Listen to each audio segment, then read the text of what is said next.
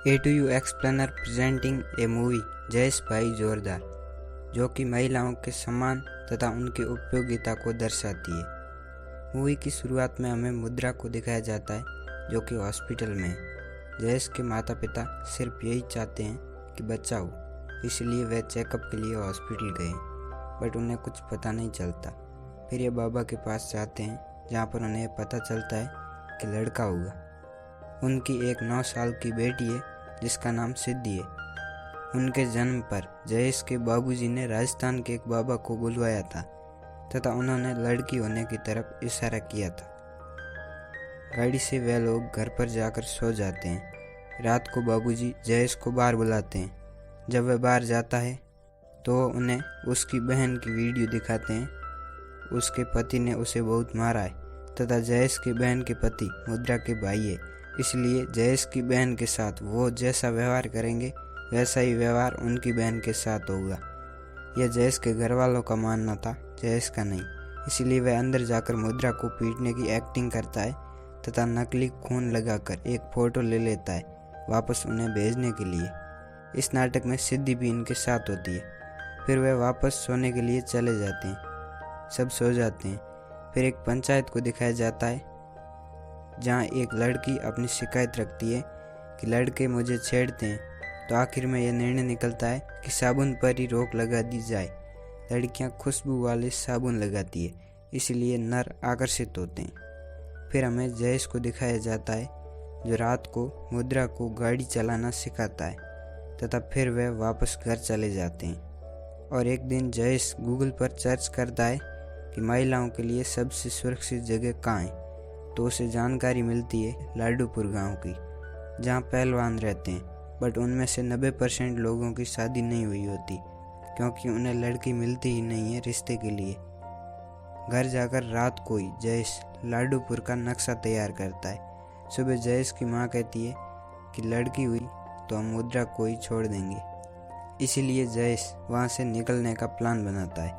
अब आप फोटोज से ही समझिए कि वह वहाँ से कैसे निकलते हैं। बाद में वह लाडूपुर के लिए रवाना हो जाते हैं, बट जयेश बीच में ही उतर जाता है बाबूजी को फंसाने के लिए तथा मुद्रा गाड़ी चलाती है और ये दोनों रास्ते में निकल जाते हैं तथा रास्ते में वह बीच में एक जगह ठहरते हैं, जो जयेश के दोस्त का घर है। बट तब तक बाबूजी घर पर जाते हैं और पुलिस को देने के लिए फ़ोटोज़ ढूंढते हैं, बट उन्हें वह मैप मिल जाता है जो जयेश ने लाडूपुर के लिए बनाया था। बाबूजी भी पीछे पीछे उस जगह पहुंच जाते हैं, बट जैसे तैसे कर दोनों वहां से रोड तक भागकर चले जाते हैं तथा एक ट्रक से मुद्रा के घर चले जाते हैं। बट वहां पर भी बाबूजी के लोग तथा बाबूजी पहले से आ चुके हैं। बट मुद्रा के भाई की पत्नी को पता था कि वह यहाँ आएंगे, इसलिए वह उन्हें पानी के साथ बेहोशी की दवा पिला देती है। यहाँ से वह दूसरी गाड़ी से निकल जाते हैं। ये भाग इसलिए रहे हैं क्योंकि वह मुद्रा को पकड़ना चाहते हैं तथा उसके पेट में जो बच्ची है उसे पैदा नहीं होने देना चाहते, बट जयेश यही चाहता है। इस बीच उनकी वह काफ़ी हेल्प करता है तथा अब यहाँ से जयेश भी उनके साथ है। वह एक जगह और रुकते हैं, बट वहाँ के लालची लोग पैसों के लालच में उन्हें पकड़वाना चाहते हैं, क्योंकि बाबूजी ने पकड़ने वाले के लिए 2 लाख रुपए का इनाम देने का वादा किया था। बट जैसे तैसे कर वह वहाँ से भी निकल जाते हैं तथा अब की बार लाडूपुर से पहले हॉस्पिटल चले जाते हैं और लाडूपुर के पहलवान भी उनकी सहायता के लिए तत्पर हो जाते हैं। फिर यहाँ से जयेश को बाबूजी ले जाते हैं तथा मुद्रा और सिद्धि हॉस्पिटल में है। बाबूजी घर चलकर जयेश की दूसरी शादी करवाना चाहते हैं, बट गांव की महिलाएं जयेश के पक्ष में आ जाती है। फिर हमें शादी का माहौल दिखाया जाता है, जहां पर जयेश घोड़ी पर है। काफ़ी देर बाद उसे पता चलता है कि उसके बच्ची होने वाली है, इसलिए वह हॉस्पिटल की तरफ घोड़ी पर ही रवाना हो जाता है। हॉस्पिटल में पहले से लाडूपुर वाले आ चुके हैं। जयेश सिद्धि को बाहर के हालात को सही करने के लिए भेज देता है तथा खुद मुद्रा के पास चला जाता है। तभी बाहर बाबूजी के लोग भी आ जाते हैं। पहलवानों की लीडर सिद्धि है, बट पहलवान उससे कहते हैं कि हम किसी प्रकार की हिंसा नहीं करेंगे, किसी पर भी हाथ नहीं उठाएंगे, क्योंकि हमने ये कसम ले रखी है।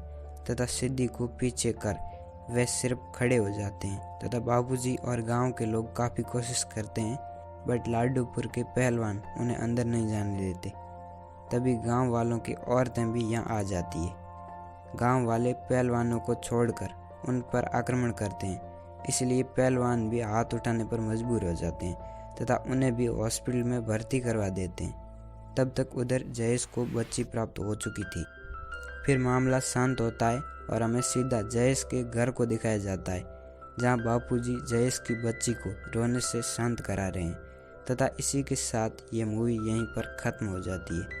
आशा करता हूँ कि यह एक्सप्लेनेशन आपको ज़रूर पसंद आया होगा। धन्यवाद।